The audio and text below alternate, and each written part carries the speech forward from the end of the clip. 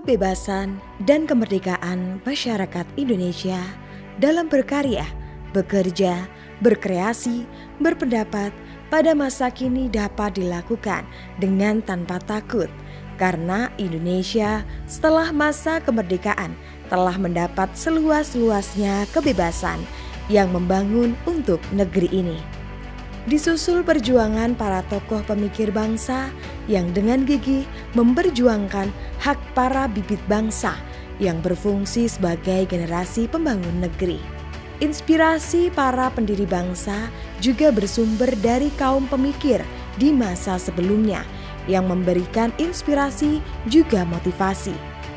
Beliau sangat ingin belajar kepada siapapun tokoh-tokoh bangsa, baik dari mulai sosok seperti halnya Cokro Aminoto, juga kepada seorang tokoh yang sangat memiliki pengalaman luar negeri yang luar biasa seperti halnya Sosro Kartono.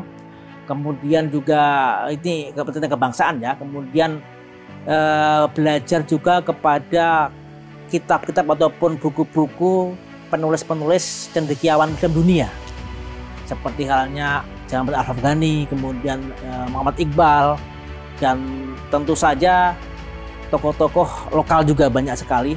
Beliau juga belajar kepada ulama-ulama dengan tokoh-tokoh Islam seperti halnya Kiai Ahmad Dahlan, pendiri Muhammadiyah.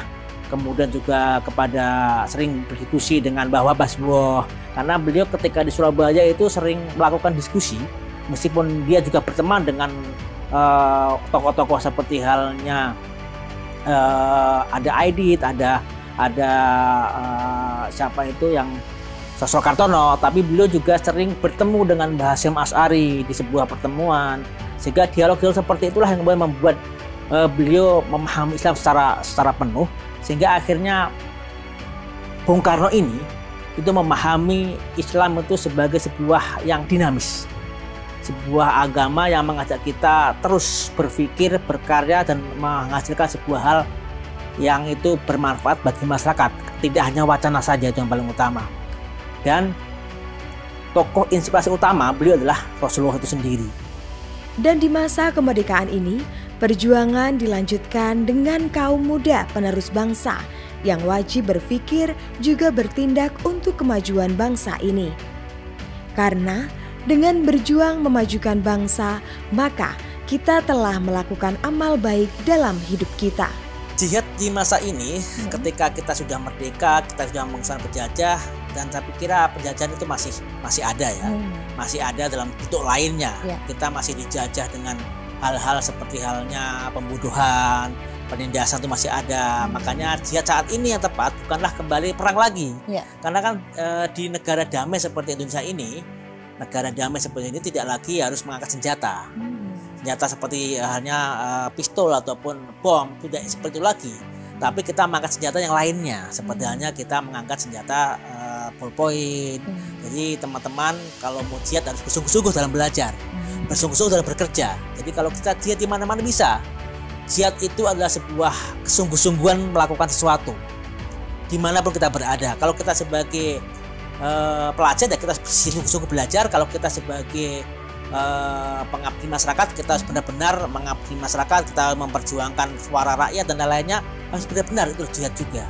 Dan di masa ini, kaum-kaum muda pemikir mulai dengan pergerakan, menerjemahkan perjuangan yang terdahulu dengan masa kini, melanjutkan paradigma berpikir yang terdahulu dengan cara masa kini.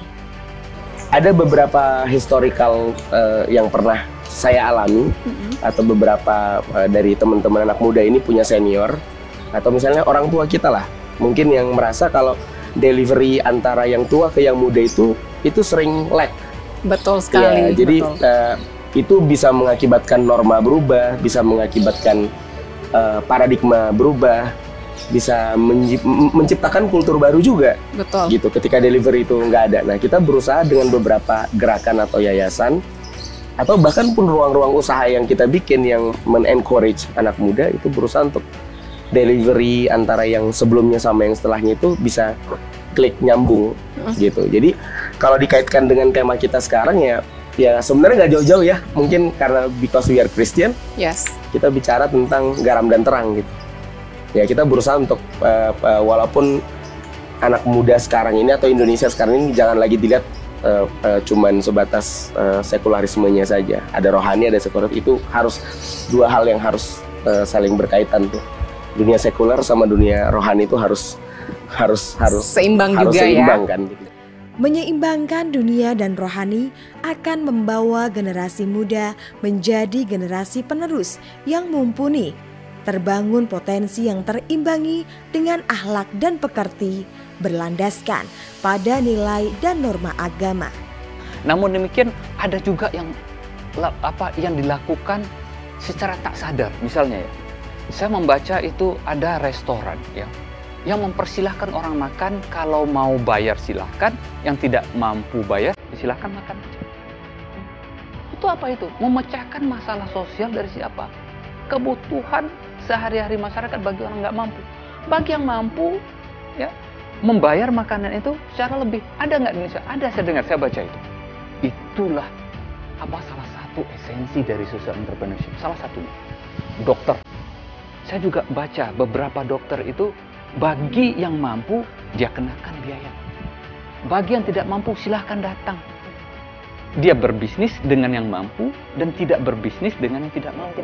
Itulah Sosial. ya. Satu contoh ya, di Amerika misalnya, ada perusahaan yang menjual sepatu. Ya, dia menjual sepatu, tapi dia bilang, setiap sepatu yang saya jual, sepasang sepatu yang saya jual, saya akan berkomitmen untuk sepasang sepatu lagi saya berikan kepada orang yang membutuhkan. Didonasikan. Profit didapatkan dari dia menjual sepatu, tapi dia mendonasikan keuntungan ini dengan memberikan sepasang sepatu lagi kepada yang membutuhkan. Jadi bisnisnya sendiri itu adalah setengah-setengah, profit dan amal. Berlandaskan pada nilai dan norma dasar agama. Dengan menyeimbangkan antara duniawi dan rohani, akan terbangun generasi yang menciptakan lingkungan industri dan kemajuan yang sehat di antara berkembangnya kesadaran sosial dan kepedulian antar sesama yang tinggi. Menginisiasi 2 Nyam juga sebenarnya kan dimulai dari saya dengan 2 teman kami dari SMP SMA lah temenan kami nih. Dan memang kami bertiga dari cukup kecil, mungkin karena exposure pendidikan, keluarga juga yang mengarahkan kami untuk gimana apa yang kami miliki itu bisa berguna untuk orang banyak. Jadi memang dari SMA juga sudah banyak mengikuti kegiatan sosial, lalu kemudian kami kuliah lalu kembali ke Indonesia dan merasa wah apa nih yang bisa kita lakukan untuk bisa berguna gitu, terutama untuk Indonesia. Kebetulan saya sendiri pulang dari kuliah ke Indonesia lalu memilih kerja di NTT. Walaupun memang aslinya NTT tapi lahir besar Jakarta. Jadi kerja di NTT itu kurang lebih 4 tahunan. Dan kemudian di tengah-tengah selama tinggal di NTT itu saya dengan 2 teman saya ini kemudian kami melihat apa sih yang bisa kita lakukan lebih gitu, terutama terhadap perempuan. Kami pernah bertemu dengan salah satu, ada ibu di salah satu desa di NTT, di Kabupaten Sika yang memang mengalami kendala ketika dia melahirkan maupun selama kehamilannya. Nah, kendala-kendala ini yang kemudian membuat kami merasa, loh kami ini punya berkat lebih gitu. Kami punya jaringan, kami punya pendidikan yang baik, kami memiliki kemampuan untuk bisa membantu masyarakat gitu. Makanya kami memulai Doa Nyam itu ya dari Sika waktu itu, makanya namanya Doa Menganyam. Doa itu artinya ibu di bahasa Sika, jadi ibu menganyam sebenarnya arti Doa Nyam. Nah dari situlah kemudian kita melihat kegiatan ekonomi apa yang bisa kami berikan untuk ibu-ibu supaya mereka bisa berdaya. Lalu muncullah terpikir menganyam kearifan lokal yang memang sudah ada turun-temurun. Nah dari situlah menganyam kemudian bisa memberikan penghasilan tambahan bagi perempuan. Itulah salah satu hakikat dari pergerakan ketika manusia telah menyadari akan tugasnya di dunia sebagai khilafah juga sebagai musafir, di mana mencari berkah tidak saja mengenai hasil yang didapat, tetapi juga hasil yang diberikan untuk masyarakat, yang diberikan untuk manusia sekitar, untuk sesama, juga untuk bangsa dan negaranya.